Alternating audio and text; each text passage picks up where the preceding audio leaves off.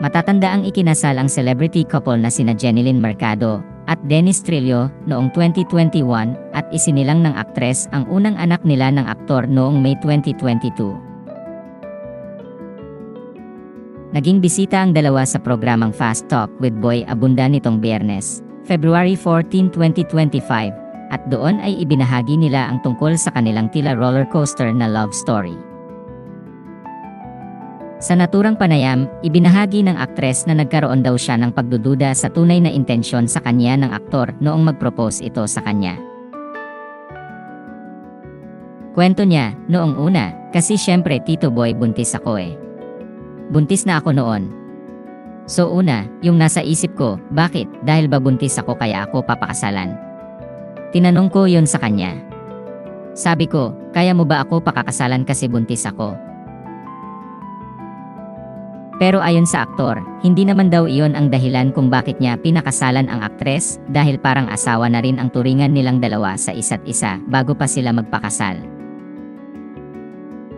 Naging bukas naman ang isip ng aktor sa nararamdaman noon ng aktres, ngunit sinabi ni Dennis sa naturang panayam na buo na raw ang loob niya na pakasalan si Jeneline para na rin bigyan ito ng security at assurance.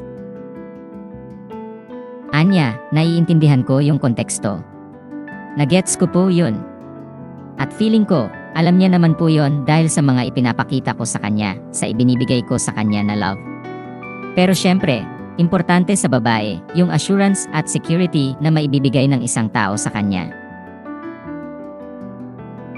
Ibinahagi rin ng mag-asawa ang nakatutuwang eksena sa araw ng kanilang kasal.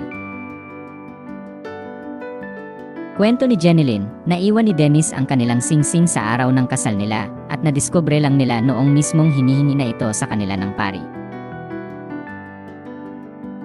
Pag-alala naman ng aktor, dalawa ang box na nasa bag ng aktres kaya siya nalito at nadampot niya ang box na walang laman. Pabirong hirit ng aktor, may singsing man o wala, kaya pa rin, kahit na alambre pa lang yan na mapulot mo kung saan.